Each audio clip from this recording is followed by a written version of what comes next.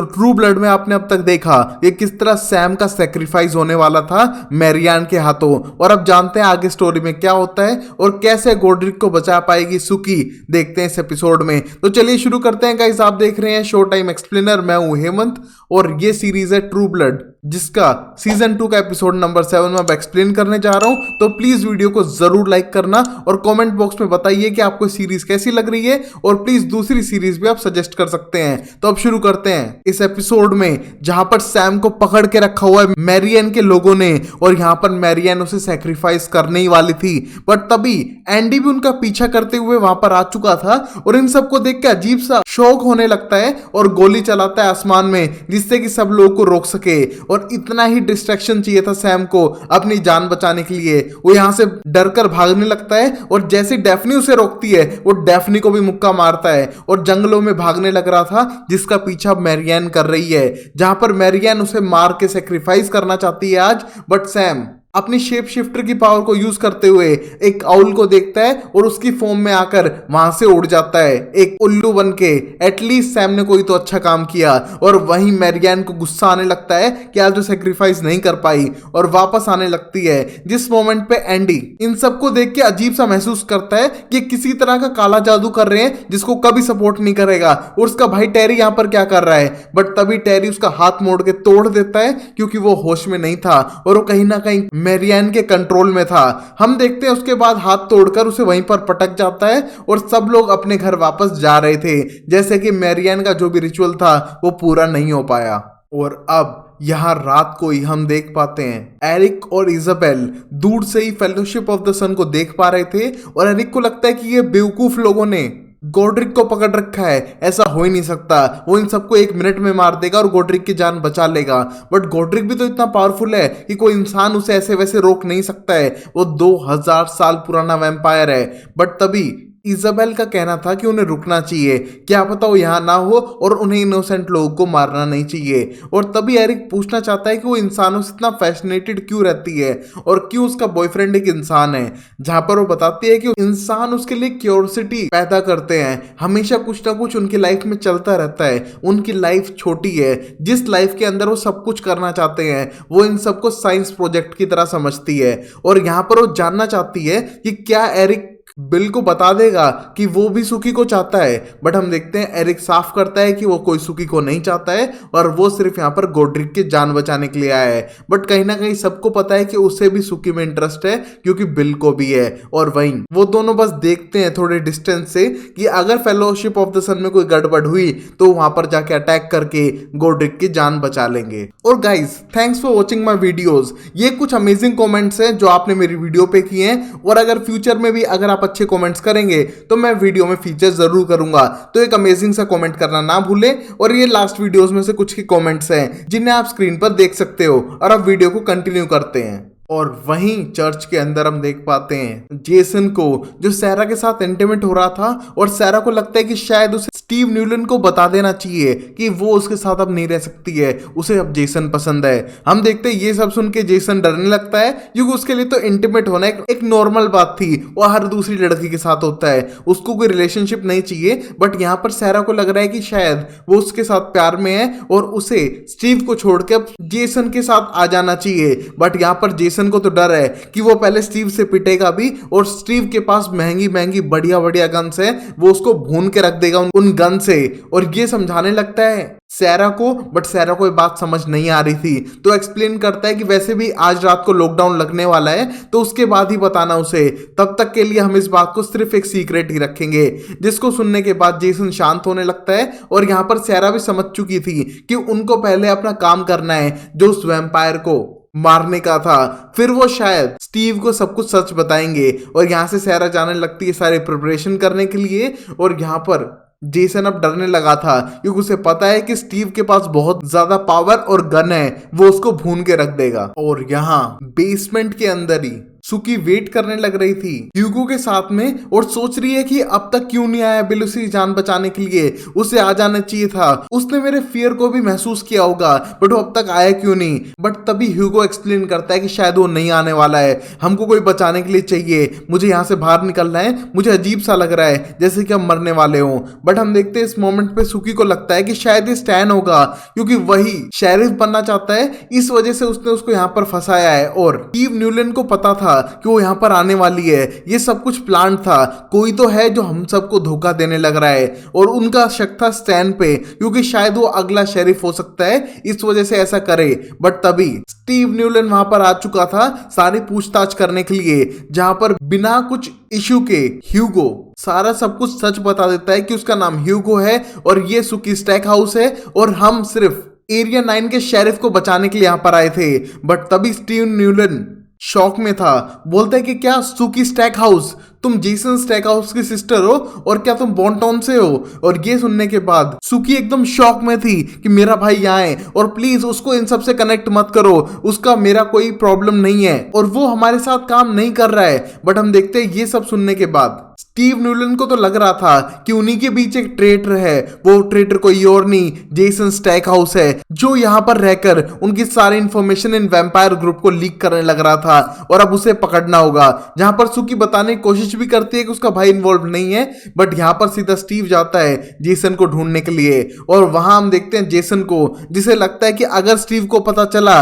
कि मैंने उसकी बेबी के साथ गुलू गुलू किया है तो शायद मेरी बहुत पिटाई होगी, इससे बेटर है कि मैं यहाँ से भाग जाता हूँ। और अपना सारा सामान पैक करके वहां से चुपचाप जा रहा था। बट तभी स्टीव अपने ट्रेनर गेब के साथ वहां पर आ चुका था और उसको पकड़ के जबरदस्ती गाड़ी में बैठाता है और गेब के पास छोड़ देता है उसे मारने के लिए, क्योंकि उसने पूरी इंसानी रेस के खिलाफ ये जंग छेड़ दी है। जहां पर जेसन को लगता है कि मैं तो सिर्फ सैरा के साथ सोया था, इससे जंग कौन सी छिड़ चुकी है। बट हम देखते हैं यहाँ पर वो समझाने का ट्राई भी करता है कि उसने इतना बड़ा कोई गुनाह नहीं किया है और उसने वैम्पायर्स का साथ नहीं दिया है जो इतना गुस्सा कर रहा है। बट तभी स्टीव उसके कुछ ना सुनते हुए उसे गेब के साथ छोड़ के वहां पर चला जाता है, जहां पर गेब उसे जान से मारने की कोशिश करता है और कहता है कि तुम और तुम्हारी बहन एक जैसे हो, इंसानी जात पर कलंक। जहां पर अपनी बहन के बारे में सुन के जेसन पटक पटक के गेब को मारता है और उसका चाकू लेके वहां से भाग जाता है। और उसी मोमेंट पे सुकी बहुत ज्यादा स्ट्रेस थी अपने भाई के लिए कि अगर वो यहाँ पर है तो उसकी जान को खतरा हो सकता है और अब तक बिल आया क्यों नहीं है। जहां पर ह्यूगो बोलता है कि शायद वो तुम्हें भूल चुका है, जिसके लिए सुकी बिल्कुल एग्री नहीं करती है, उसे लगता है कि शायद बिल किसी प्रॉब्लम में हो सकता है। और तभी बैरी को कांटेक्ट करने की कोशिश करती है अपनी पावर से और बोलती है बैरी अगर ये तुम सुन रहे हो तो ये इमरजेंसी है, प्लीज होटल में जाके बिल को ये कह दो कि मैं चर्च की बेसमेंट में हूं और यहीं पर है गॉड्रिक भी नियर बाय एरिया में, तो हमें बचाने के लिए जल्दी से जल्दी आ जाओ। जहां पर हम देखते हैं ये मैसेज जो बार बार बैरी को भेजने लग रही थी अपनी पावर से, जिससे कि हेल्प हो सके। और उसी मोमेंट पे बिल समझ पा रहा था कि सुकी किसी प्रॉब्लम में है, बट यहाँ पर लोरेना उसे यहां से जाने नहीं देगी, उसे पटक पटक कर मारती है जिससे कि वो बाहर ना जा पाए। और यहाँ पर बिल अपनी पूरी ट्राई कर रहा था, बट वो लोरेना जितना ना पावरफुल है और ना ही फास्ट। और वहीं हम देखते हैं निब्बा निब्बी को, जो थे जेसिका और होएट, और वो पहली बार इंटीमेट होने जा रहे थे और दोनों थोड़े स्केयर्ड हैं। बट यहाँ पर उन्हें पता नहीं है कि कितनी बड़ी प्रॉब्लम साइड वाले रूम में होने लग रही है जो बिल का था। बट वो एक दूसरे में इतने खोए हुए हैं कि उन्हें कुछ नहीं पता है और वो इंटीमेट हो रहे थे अपने होटल रूम में और पिछले 2 दिन से बाहर भी नहीं निकले हैं। और वहीं बॉन्टॉन में हम देखते हैं सैम डर के मारे अपने रेस्टोरेंट के अंदर आता है और अपनी गन निकालता है जो उसने छुपा के रखी थी और सीधा ढूंढने लगता है डैफ्नी को, और मिलते ही उस पर गन तान देता है मारने के लिए। बट तभी डैफ्नी एक्सप्लेन करती है कि उसको मारने से कोई सॉल्यूशन नहीं निकलेगा। जहां पर सैम को लगता है कि वो मैरियन से डरती है और इसीलिए वो ये सब कर रही थी। बट तभी डैफ्नी बताती है कि वो डर नहीं रही है, वो साथ देने लग रही है मैरियन का। मैरियन जो चाहे कर सकती है, वो बिल्कुल गॉड की तरह है। जहां पर सैम ये बात बिल्कुल नहीं मानता है और तभी बताने लगती है डेफनी कि किस तरह उसने उसकी जान बख्श दी थी और यहाँ पर चाहे तो वो भी उसकी शरण में जा सकता है, और ये आम इंसान तो उसके पावर और मैजिक के आगे पागल हुए घूमते हैं उसके कंट्रोल के अंदर। बट हम सारे सुपरनैचुरल्स के अंदर एक रेजिस्टेंस होता है, बट वो शेप शिफ्टर्स को शिफ्टिंग करने से कंट्रोल कर सकती है, बट हमारे माइंड्स को कंट्रोल करना उसके लिए इम्पॉसिबल है और इसीलिए चैलेंजिंग लगता है। और तुम उससे दूर भाग रहे हो तो तुम्हारे पीछे पड़ी है क्योंकि उसे चैलेंज पसंद है, और तुम चाहो तो अपने आप को उसको सौंप दो, फिर देखते हैं उसकी मर्जी क्या है कि वो तुम्हें जिंदा रखती है मारती है, बट सब कुछ मैरियान पे ही छोड़ दो, जिसके लिए सैम बिल्कुल भी रेडी नहीं था। और यहां पर पूछना चाहता है कि ये मैरियन है क्या चीज, जहां पर डेफनी तो बोलती है कि वो बिल्कुल गॉड की तरह है, जो सैम यकीन नहीं करता है, बट तभी डेफनी एक्सप्लेन करती है कि गॉड के बहुत ज्यादा पास है, वो रियल में तो एक मेनैड है और उसका मतलब था सींग वाला भगवान जो शैतान का रूप है। हम देखते हैं ये सुनने के बाद सैम डरने लगता है कि अगर वो एक शैतान का रूप है तो उससे दूर रहे तो ज्यादा बेटर है, बट तभी डेफनी का कहना था शैतान के रूप की पूजा करी जा सकती है क्योंकि मैरियन लस्ट, वॉयलेंस, एंगर और इन सब की पावर्स को कंट्रोल करती है और उसने इस पूरे टाउन में केओस मचा रखा है और वो यहीं पर रहने वाली है। तुम कितनी भी दूर चले जाओ वो तुम्हारा पीछा नहीं छोड़ेगी। जहां पर अब सैम डर के जाने लगता है, जहां पर डेफनी उसके पास भी आना चाहती है, बट वो डेफनी को धक्का मार के दूर करके घबराते हुए वहां से जा रहा था क्योंकि उसे अपनी जान नहीं खोनी है। और यहाँ पर मैरियन उसको मारने के लिए पड़ी हुई है उसके पीछे। और वहीं टेरा एक्स के साथ उठती है और उसे लगता है कि कल रात को क्या हुआ था, उन्हें कुछ भी याद नहीं है। वो सिर्फ घर तक आए और उसके सिवाय उन्हें कुछ भी याद नहीं आ रहा है। जहां पर एक्स भी एक्सप्लेन करने की कोशिश करता है, बट उसे लगता है कि यार ये नॉर्मल है, शायद मैरियन जो हमको फूकने के लिए देती है उसी में कुछ गड़बड़ है। जहां पर अब वो रोमांटिक होने लगते हैं और मूवी देखने लगते हैं, जिस मोमेंट पे चुपचाप मैरियन आती है खून भरे पैरों से और पता चलता है कि उसने एक खरगोश का शिकार किया है और वो रात भर जंगल में ही थी। जहां पर वो एक्सप्लेन करती है कि उसे बहुत अच्छा महसूस हो रहा है और आज वो इस खरगोश को बनाने वाली है उन दोनों के लिए। जो सुनने के बाद टेरा तो थोड़ी क्रीप आउट होती है और बोलती है कि प्लीज मैरियन, तुमने यहाँ पर पार्टी की, सुकी का घर है, शायद सुकी को अच्छा नहीं लगेगा। बट हम देखते हैं मैरियन का कहना था कि अगर सुकी यहाँ पर आएगी तो उसको अच्छा लगेगा कि हमने उसके घर का ख्याल रखा, उसका वाटर हीटर सही करा दिया, इससे बेटर क्या है। और वहां से जाने लगती है, जहां पर अब टेरा को मैरियन बिल्कुल भी अच्छी नहीं लग रही थी, बट यहाँ पर एक्स को तो आदत थी मैरियन के इस नेचर की और वो मूवी देखने लगता है जैसे कि कुछ हुआ ही नहीं है। और अब मर्लोट रेस्टोरेंट के अंदर सब लोग आने लग रहे थे, जहां पर टेरा एक्स को किस कर रही है क्योंकि एक्स उसे छोड़ने आया था। और यहाँ पर तभी अर्लीन आती है बहुत ही ज्यादा टेंस, तो टेरा को अकेले में ले जाके बात करने लगती है कि किस तरह वो टेरी को फोर्स कर रही थी इंटीमेट होने के लिए, इस वजह से शायद वो आज जॉब पर भी नहीं आया है, शायद कोई गड़बड़ हो चुकी है, उसने कुछ गलत तो नहीं कर दिया टेरी के साथ में। और ये सब सोच के टेंस्ड हो रहे थे और तभी हम देखते हैं लफायेट को, जो फिर से ट्रू ब्लड बेचने लग गया है क्योंकि वैम्पायर्स खुद कह रहे हैं उसे बेचने के लिए, तो उसे बेचना पड़ेगा। और यहां मिल पाता है एग से, जो लफायट को इम्प्रेस तो कर रहा था, बट उसे लगता नहीं है कि इतना हॉट बंदा टेरा से पट जाएगा। जहां पर टेरा उसको अपना मुंह बंद करने के लिए कहती है और तभी उस मोमेंट पे मर्लोट रेस्टोरेंट के अंदर गुस्से में आने लगता है एंडी टेरी को ढूंढते हुए और बोलता है टेरी क्या है मुझे बताओ। जहां पर हम देखते हैं टेरी आज ड्यूटी पर ही नहीं आया था, जिसको देख के एंडी बहुत ज्यादा गुस्सा होने लगता है क्योंकि उसके हाथ पे उसी की वजह से चोट लगी थी। और जब टेरा पूछने लगती है तो टेरा को ब्लेम करता है कि तुम सब काला जादू करते हो, तुम पे यकीन नहीं करता हूं मैं। और ये सारी बातें सैम चुप के सुनने लग रहा था और वो देख पाता है कि सिर्फ एंडी है अकेला जिसको सारी चीजें याद है, और वो गुस्से में यहां से जाता है सीधा टेरी को ढूंढने के लिए।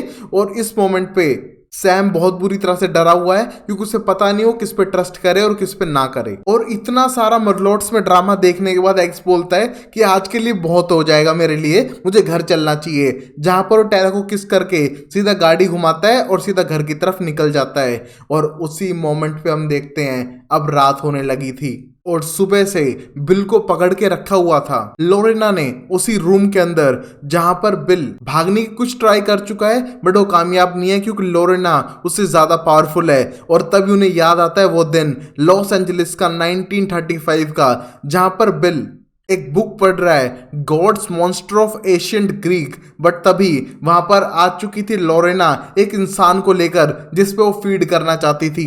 बट यहाँ पर अब बिल फ्रस्ट्रेट हो चुका है इनोसेंट लोगों को तंग करते हुए। उसे इनोसेंट लोगों पे अब फीड नहीं करना है जैसे लोरेना कर रही है। बट हम देखते हैं लोरेना इससे गुस्सा हो जाती है और उसको ब्लेम करती है कि ये सब उनके नॉर्मल नेचर है, वो अपने नेचर के खिलाफ नहीं जा सकता है, ये सिर्फ हमारे लिए खाना है। हम देखते हैं इस मोमेंट पे वो बिल्कुल भी यकीन नहीं करता है उसकी बात पे और बोलता है कि मैंने खूब ट्राई किया तुम्हें प्यार करने का, तुम्हारे जैसा बनने का, बट मैं तुम्हारे जैसा नहीं हूं और तुम मुझे जाने दो। बट लोरेना यहां से उसे नहीं जाने देती है क्योंकि वो उसकी मेकर थी। जहां पर अब उनके बीच में लड़ाई होती है और अब बिल को लगता है कि अगर वो उसे नहीं जाने देगी तो उसे अपने आप को ही खत्म करना होगा, जिसको देख के लोरेना बहुत ज्यादा इमोशनल होती है क्योंकि वो बिल के बगैर जिंदा नहीं रह पाएगी, वो अकेला नहीं रहना चाहती है। बट अब अगर बिल चाहता ही है तो उसे वो आजाद करती है और ये कहने के बाद रोने लग जाती है क्योंकि उसका बिल के सिवाय कोई और था नहीं और वो अकेले जिंदगी नहीं काटना चाहती थी। हम देखते हैं बिल को उसने आजाद कर दिया था और बहुत ज्यादा इमोशनल थी उन बातों को लेकर और प्रेजेंट टाइम में बिल उसे याद दिलाता है कि वो अब आजाद है, वो रिलीज हो चुका है। हम देखते हैं इस मोमेंट तक भी लोरेना उसे अकेला नहीं जाने देगी और उसको वापस पाकर रहेगी। और वहीं बॉन्टॉम में भी हम देख पाते हैं रात को जहां पर डेफनी वेट कर रही थी मैरियन से मिलने का, बट मैरियन उसे मिलने नहीं उसे मारने आई थी। जहां पर उसने पोजेस कर रखा है एग्स को जो चाकू मार के जान से मार डालता है डेफनी को मैरियन के कहने पे, क्योंकि मैरियन का अब शायद उससे काम हो चुका है और वो फालतू लोगों को अपने आसपास रखना नहीं चाहती है जिसे वो कंट्रोल ना कर सके। और तभी हम सुकी को भी देख पाते हैं जो ह्यूगो को शांत करने का ट्राई कर रही थी क्योंकि रात हो चुकी है, अब तक कोई उन्हें बचाने नहीं आया है। बट तभी हाथ को टच करते हुए देख पाती है उसके विजन्स जहां पर वो फेलोशिप ऑफ सन से मिला हुआ था और वो ह्यूगो ही है जिसने सारे उनके सीक्रेट्स लीक किए हैं। उसने ही बताया था कि यहां पर सुकी आने वाली है और गॉड्रिक को भी उसी ने फंसवाया है। और ये सब देखकर सुकी उसे ब्लेम करती है इन सब चीजों के लिए। बट तभी सुकी बताती है कि तुमने जो भी किया है गलत किया है क्योंकि तुम इन पागलों का साथ दे रहे हो जो तुम्हारा साथ कभी नहीं देंगे और इन पे बिलीव नहीं किया जा सकता है। बट तभी ह्यूगो बोलता है कि उसे वैम्पायर में टर्न होना था बट उसकी गर्लफ्रेंड इजाबेल ने उसे नहीं किया क्योंकि वो उसके लिए एक्सपेरिमेंट है और कुछ भी नहीं। इस वजह से बदला लेना चाहता था, उसको बदला लेना था इजाबेल से, इसलिए उसने ये सब चीजें की हैं। बट तभी सुकी एक्सप्लेन करती है कि तुम्हें क्या लगता है ये फेलोशिप ऑफ सन तुम्हारी हेल्प करेंगे? ये बिल्कुल भी नहीं करेंगे, ये सिर्फ तुम्हें फैंग बैंगर समझते हैं और तुम्हारी कोई रिस्पेक्ट नहीं है। बट ह्यूगो को लगता है कि उसने कुछ अच्छा काम किया है। और तभी वहां पर गेब आता है जिसकी आंख पे चोट लगी हुई थी और गेट खोलने के बाद ह्यूगो को मारने लगता है क्योंकि वो वैम्पायर के साथ एक रिलेशनशिप में था। और तभी सुकी उसे बचाने का ट्राई करती है तो सुकी के साथ मार मार के उससे इंटीमेट होने की ट्राई कर रहा था और यहाँ पर सुकी को बचाने वाला कोई नहीं है क्योंकि यहाँ बिल को तो पकड़ के रखा हुआ था लोरेना ने। बट तभी वहां पर बैरी आता है और गेट पे नॉक करके बताता है बिल को ये किस तरह सुकी चर्च के बेसमेंट में है, उसकी जरूरत उसको वहीं पर पड़ेगी और वहीं पर गॉड्रिक भी है। मुझे नहीं पता क्या था बट ये सुकी का मैसेज था और ये लास्ट मैसेज है। और ये कह के जाने लगता है बट साइड के रूम से एरिक सीधा बाहर की तरफ भागता है और अंदर लोरेना उसे खींच लेती है खाने के लिए। और यहीं पर बैरी का भी शायद किस्सा जल्दी खत्म होने वाला है क्योंकि उसने सुकी की हेल्प कर दी है। और वहीं सुकी गेब से बचने नहीं वाली थी बट तभी वहां पर गॉड्रिक आके गेब को दूर पटक कर मारता है और सुकी की जान बचा लेता है। और यहाँ पर एंड मोमेंट पे हम देख पाते हैं कि गॉड्रिक रियल में बहुत ज्यादा पावरफुल है। और यहीं पर एपिसोड खत्म होता है। तो बाकी का सीक्रेट नेक्स्ट एपिसोड में जानेंगे तो किस तरह गॉड्रिक को इन लल्लू पंजू ने पकड़ लिया था और ये मैरियन चाहती क्या है जिसके बारे में अब तक सब लोगों को नहीं पता चला है। तब तक के लिए वीडियो को लाइक कर देना, चैनल को सब्सक्राइब करना जिससे मैं आपके लिए और अमेजिंग वीडियो लाता रहूं। तब तक के लिए take care, bye bye, sayonara and Tata.